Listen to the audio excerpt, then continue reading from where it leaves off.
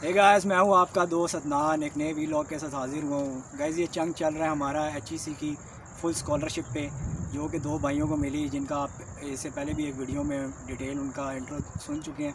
अब मेरा ये मूड है कि उनके साथ सोलो एक वीलॉग बनाऊँ, जिसमें वो आपको फुली अपनी यूनिवर्सिटीज़ के बारे में और जो रिमेनिंग चीज़ें हैं उन डिटेल्स के बारे में बताएँ। क्योंकि एक वीलॉग में तो ये चीज़ें कवर होने वाली थी नहीं, और ये इतनी ज़्यादा इन्फॉर्मेशन थी और इतनी ज़्यादा यूज़फुल इन्फॉर्मेशन थी कि इसके लिए 2 से 3 वीलॉग्स चाहिए थे। तो अब ज़्यादा टाइम लेते बगैर मैं आपको बताऊंगा कि ये चैनल जो है मेरा, ये मैंने स्टार्ट इसीलिए किया है ताकि आप लोगों को गाइड किया जा सके ट्रैवलिंग और स्टडी के हवाले से। और नाम आपको पता ही है चैनल का, एक है travel and study guide. Brief से अपना इंट्रोडक्शन दे दूँ, नाम है अदनान, ताल्लुक़ है पंजाब पाकिस्तान से। हाल ही में एडमिशन लिया यूनिवर्सिटी ऑफ पोस्ट माउथ में, एमएससी डिजिटल बिजनेस मैनेजमेंट में। तो गाइस, बिल्कुल मैं भी यूके जा रहा हूँ, अभी प्रोसेस मेरा भी चल रहा है, और मेरे साथ जो दो दोस्त मौजूद हैं इनका भी प्रोसेस चल रहा है। अफरा सियाब हैं, इनका ऑलमोस्ट डिसीजन आने वाला है और इन्हें भी स्कॉलरशिप मिली है, फुली फंडेड स्कॉलरशिप, और इनके भाई वज़ीर आफ्ताब को भी स्कॉलरशिप मिली है। तो पहले तो इनसे पूछते हैं कि इनके कोर्स कौन सा है, इनकी यूनिवर्सिटी कौन सी है, और क्या इसमें ऑप्शन थी यूनिवर्सिटी चूज़ करने की या बाय डिफ़ॉल्ट था। तो अफरा से आप पहले मैं आपसे ये पूछूंगा कि आप डिटेल में अपने कोर्स के बारे में बताएं, आपका कोर्स कौन सा था और आपने वो यूनिवर्सिटी क्यों चूज़ की। जी। बेसिकली मेरा जो इंटरेस्ट था, मेरी बैचलर्स जो थी वो सॉफ्टवेयर इंजीनियरिंग कंप्यूटर टेक्नोलॉजीज़ में थी, और उसके बाद नई टेक्नोलॉजीज़ में चीज़ों में डेवलपमेंट करना, इसका मुझे इंटरेस्ट था पहले से ही। तो इस सिलसिले में ब्लॉकचेन टेक्नोलॉजी के बारे में मैंने थोड़ा सुना हुआ था, पढ़ा हुआ था, और इसी में ही आगे मैं अपना मास्टर्स परस्यू करना चाह रहा था। तो इस सिलसिले में पाकिस्तान में अनफॉर्चुनेटली ये टेक्नोलॉजी ज़्यादातर यूनिवर्सिटीज़ में पढ़ाई नहीं जाती, और इस पे काम बहुत कम हो रहा है। इस सिलसिले में मुझे मेनली जो है कोई फॉरेन यूनिवर्सिटी या ऐसी कंट्री को चूज़ करना था जहाँ ब्लॉकचेन टेक्नोलॉजी पे काम ज़्यादा से ज़्यादा हो रहा है, जैसे यूएसए है, UK. Mainly universities blockchain technology की तरफ शिफ्ट हो रही हैं। तो इस सिलसिले में एक स्कॉलरशिप मुझे मिल गई थी, luckily faculty development programme HEC के थ्रू। तो मेरे पास चांस था कि मैं बाहर जाकर अपना मास्टर्स जो है इसी टेक्नोलॉजी की रिसर्च में कंटिन्यू करूं। तो इस सिलसिले में मेरे पास 3-4 ऑप्शंस थे यूनिवर्सिटीज़ के यूके में। पहले मैं इटली के लिए अप्लाई करा था, लेकिन बाद में मैंने इटली को स्किप कर लिया था क्योंकि वहाँ लैंग्वेज बैरियर आ जाता है। मेरा एडमिशन जो है यूनिवर्सिटी ऑफ एसेक्स में हुआ है, जो कि कॉलचेस्टर कैंपस में मेरा एडमिशन हुआ है, और इस यूनिवर्सिटी की रैंकिंग जो है वो 200 से 250 तक है टाइम्स हायर एजुकेशन के मैयार के मुताबिक। तो इसमें पढ़ने का और एडमिशन लेने का मेन मकसद ये था कि इस यूनिवर्सिटी में ब्लॉकचेन टेक्नोलॉजी पे ज़्यादा से ज़्यादा काम हो रहा है यूनिवर्सिटी की तरफ से ही। यूनिवर्सिटी ने अपने तरफ से ही बहुत सारे प्रोजेक्ट्स इनिशिएट किए हैं, और बहुत सारे प्रोफेसर्स जो हैं हमारे डिपार्टमेंट के, और मेरा department computer networks and security को मैंने चूज़ किया है। तो इसमें बहुत ज़्यादा जो प्रोफेसर्स हैं वो इस टेक्नोलॉजी पे काम कर रहे हैं। तो मेरे लिए एक बड़ी अच्छी अपॉर्चुनिटी है कि मैं ये ब्लॉकचेन टेक्नोलॉजी के बारे में ज़्यादा से ज़्यादा इन्फॉर्मेशन गैदर कर सकूं, और इंशाल्लाह बाद में इस टेक्नोलॉजी पे ही मेनली मेरा काम हो। लकीली ये स्कॉलरशिप मेरे लिए बहुत अच्छी है, क्योंकि ट्यूशन फ़ी के साथ साथ मुझे स्टाइपेंड भी दिया जा रहा है मंथली, और उसके साथ साथ मुझे जो रिटर्न टिकट एक मिलेगा एचईसी की तरफ से, मेरा थीसिस वर्क जो होगा उसमें भी एचईसी मुझे थोड़ा सा फंड करेगी। तो कलेक्टिवली ये बड़ी एक अच्छी और फिजिबल सी स्कॉलरशिप है जो मेरे लिए आसान रहेगी। अच्छा, इसमें आपने कहा कि थोड़ा सा फंड करेगी एचईसी, तो क्या मतलब कि कुछ आपको ख़ुद भी पे करना पड़ेगा? वैसे तो ये इससे बड़ी बात हो नहीं सकती कि आप यूके में इतना ज़्यादा आपको फ्रीली मिल जाए, ट्यूशन फ़ी भी वेव ऑफ हो जाए और इतनी सारी फैसिलिटीज़ मिल जाएँ। तो क्या आपका ख़ुद भी कुछ इसमें एक्सपेंस आ रहा है? क्योंकि जैसे आपने टिकट का बताया लोगों के लिए, तो टिकट भी आपका ऑलमोस्ट इसमें फ्री है। तो आपका ख़ुद कितना एक्सपेंस आएगा इसमें, ये बताइएगा। और प्लेसमेंट के हवाले से क्लियर कीजिएगा कि क्या आपको प्लेसमेंट अलाउ होगी इसमें, या प्लेसमेंट की ऑप्शन ही नहीं है आपके कोर्स में। कोर्स के बारे में बताइए। जैसे कि मैंने आपको बताया कि हमारी, आपने जो मुझसे पूछा कि एडिशनल हमें पे कर, हमारा जो ज़्यादा से ज़्यादा हमारा ख़र्चा हुआ है इस पे, ये वीज़ा फ़ीस और हमें जो इंश्योरेंस करवानी पड़ती है ब्रिटिश हाई कमीशन के थ्रू, आईएचएस की, हमारा उन्हीं पे ज़्यादा ख़र्चा हुआ है। और बाकी जो तमाम चीज़ें हैं ट्यूशन फ़ीस की, और भाई ने आपने जैसे पूछा कि एकोमोडेशन वगैरह, उनका भी स्टाइपेंड में से ही हमें एडजस्ट करना पड़ेगा। उन यानी आपका जो स्टाइपेंड है वो 750 पाउंड पर मंथ होगा? जी जी, हमारा 700-750 पाउंड पर मंथ है और उसी में हमने अपनी लिविंग और हमारा जो फूड वगैरह है उसको एडजस्ट करना है। अच्छा गाइज़, यहाँ पे मैं आपको बताता चलूँ कि 750 पाउंड पर मंथ बहुत इनफ है, क्योंकि मैं खुद जा रहा हूँ यूके में। मेरी स्कॉलरशिप तो नहीं है, लेकिन दोस्त वगैरह हमारे पहले से भी हैं वहाँ पे। तो मतलब आपका जो रेंट है, मैं आपको आइडिया देने के लिए बताता हूँ कि मेरा दोस्त रह रहा है वहाँ पे 400 पाउंड में, 395 उसके पाउंड बनते हैं मंथली प्लस बिल्स की, और बेहतरीन किस्म का रूम है वहाँ पे वो रह रहा है। बाकी खाने का एक्सपेंस वहाँ पे 100 से 150 पाउंड आता है, तो ये गुड इनफ है आपका।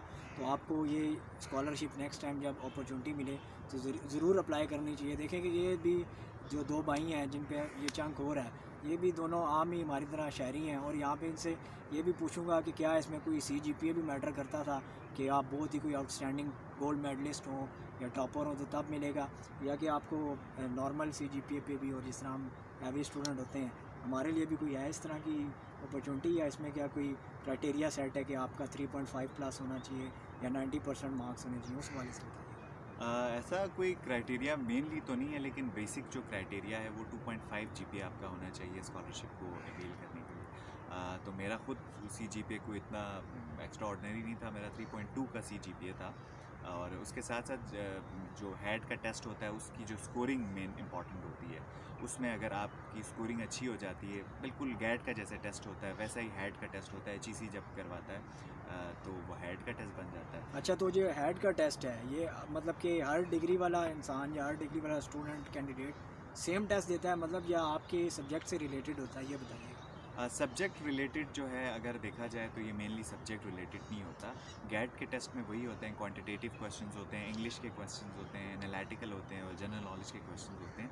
तो ये जो है मुख्तलिफ डिपार्टमेंट्स का जो है इसमें कोटा जो सिस्टम है, कुछ में जो है 30% इंग्लिश के ज़्यादा पूछ लेते हैं, कुछ में 20% इंग्लिश के पूछते हैं और कुछ में 40% जो क्वेश्चंस है वो इंग्लिश के होते हैं। इस तरह का क्राइटेरिया होता है, लेकिन मेनली जो है आपके यही 4 डिपार्टमेंट्स ही होते हैं, क्वांटिटेटिव, एनालिटिकल और इंग्लिश और जनरल नॉलेज। बेहतरीन हो गया, ठीक हो गया। इस हवाले से फिर ये बताइएगा कि इसके पासिंग मार्क्स कितने हैं, वो थोड़ा सा बता दीजिएगा कि कितना आपने क्वालिफाई करना है ताकि आप इंटरव्यू के लिए जा सकें, क्योंकि इसमें बेसिकली तो यही होता है, अगर आपके मेरिट के मुताबिक मार्क्स नहीं आए तो आप वहाँ से डिसक्वालीफाई हो जाते हैं। तो इनिशियली मार्क्स कितने लेने होंगे, क्वालिफाई करना होगा उसके लिए इंटरव्यू के? मिनिमम ऑफ 50% आपको 100 में से लेना पड़ता है मिनिमम। लेकिन जैसा कि मैं अपनी बात करूं, हमारा जो कंप्यूटर साइंस का डिपार्टमेंट था, आजकल पाकिस्तान में बहुत ज़्यादा ग्रेजुएट्स कंप्यूटर साइंस डिग्री के हैं, तो इसके लिए काफ़ी ज़्यादा कैंडिडेट्स ने अप्लाई किया था। और हमारा जो मेरिट फिर बना था, क्योंकि 5 कैंडिडेट्स को इन्होंने शॉर्टलिस्ट करना था हायर एजुकेशन कमीशन में, तो हमारा जो मेरिट बना था वो टॉपर जो था उनके 82 थे, 82 मार्क्स थे, और उसके बाद जो हमारे सेकंड पे थे वो 76 थे, और इसी तरह मतलब जो टॉप 5 कैंडिडेट्स का में से जो मिनिमम मार्क्स थे वो 73 थे हेड के टेस्ट में। तो लेकिन कुछ डिपार्टमेंट्स में ऐसे कैंडिडेट भी सेलेक्ट हुए हैं जिनके 58 मार्क्स थे, 59 मार्क्स थे। तो ये डिपेंड करता है नंबर ऑफ़ कैंडिडेट्स पे, और आपकी जो मेनली नंबर ऑफ़ कैंडिडेट्स पे डिपेंड करता है कि जितने ज़्यादा कैंडिडेट्स अप्लाई करेंगे उतना मेरिट हाई होगा। यानी कि जिसके जितने ज़्यादा मार्क्स होंगे उसका उतना ज़्यादा चांसेस है सिलेक्ट होने का। बिल्कुल। उसके बाद ये आपके मार्क्स आए, फिर आप इंटरव्यू के लिए सिलेक्ट हो गए, जी, उसका बताइए। शॉर्ट लिस्टिंग हुई थी 5 मेंबर्स की, जैसा कि मैं आपको बता चुका हूँ। 5 कैंडिडेट सेलेक्ट हुए थे, उनका जो HEC और यूनिवर्सिटी ऑफ, जैसे मेरा जो मेनली एडमिशन हुआ है वो अपॉइंटमेंट हुई है यूनिवर्सिटी ऑफ बल्तिस्तान में हुई है। तो यूनिवर्सिटी ऑफ बल्तिस्तान की जो फैकल्टी मेंबर्स थे हाईएस्ट, जैसे रजिस्ट्रार साहब, VC, वाइस चांसलर साहब, और HEC के मेंबर्स तकरीबन 7-8 का पैनल था। उनका इंटरव्यू, वो लोग हमारा इंटरव्यू लेते हैं, और उनका भी मेन जो ऑब्जेक्टिव होता है अपने कैंडिडेट से पूछने का कि वो आगे क्यों जाना चाह रहे हैं, वो जो स्कॉलर है वो आगे फॉरेन यूनिवर्सिटी से डिग्री क्यों लेना चाह रहा है, क्यों पढ़ना चाह रहा है, और उसका रिसर्च वर्क क्या होगा। तो मेनली जो होता है वो ये जानना चाहते हैं कि ये जो कैंडिडेट है वो आगे जाके क्यों, किस चीज़ पे रिसर्च करना चाह रहा है। तो आपका जो रिसर्च एरिया होता है, एरिया ऑफ इंटरेस्ट होता है, वो मेनली इसमें कवर होता है। अगर आप कॉन्फिडेंटली उनको अपना एरिया ऑफ इंटरेस्ट समझा सकते हैं और उन्हें बता सकते हैं कि हाँ जी, इस एरिया ऑफ इंटरेस्ट पर मैं काम करूँगा और आगे जाके ये एरिया ऑफ इंटरेस्ट हमारे लिए इस तरह फ़ायदेमंद हो सकता है, तो ये चीज़ें अगर आप उनको कायल कर लेते हैं तो आपकी वहाँ सिलेक्शन हो जाती है। और उन 5 कैंडिडेट्स में से एक ही कैंडिडेट सेलेक्ट होता है, फाइनल होता है।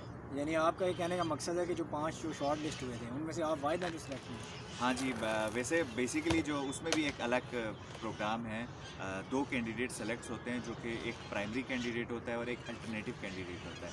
अल्टरनेटिव कैंडिडेट सिर्फ उस बेस पे दोबारा कॉल पे आता है कि जब प्राइमरी कैंडिडेट अपनी सीट छोड़ देता है। और लकीली मेरे केस में ऐसा ही हुआ था कि जो सिलेक्शन हुआ था वो किसी और का हुआ था, लेकिन उन्होंने अपनी कुछ वजूहात की बिना पे वो सीट छोड़ दी।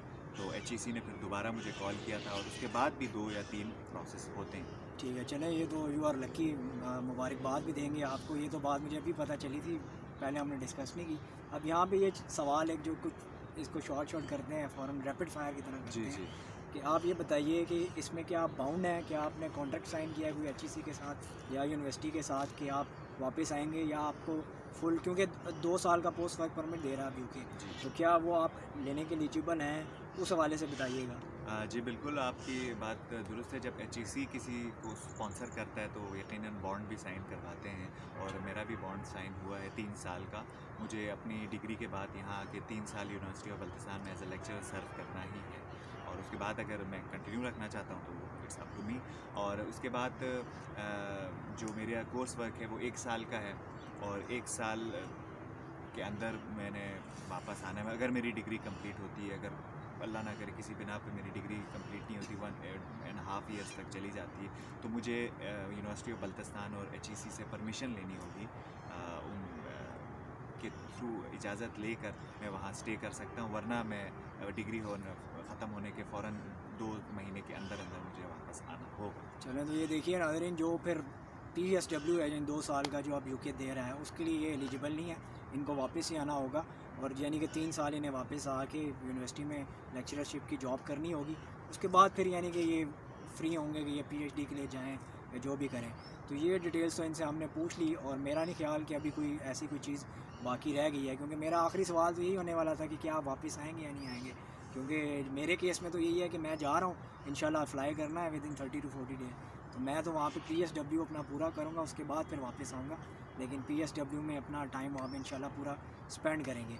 तो एक दफ़ा फिर से जी मुबारक देंगे अफरा सियाब को कि वो एक तो लेक्चरशिप के लिए सिलेक्ट हुए, उसके बाद फिर फुल स्कॉलरशिप के लिए भी सिलेक्ट हुए, और बेस्ट ऑफ लक कहेंगे इनको इनके फ्यूचर के लिए।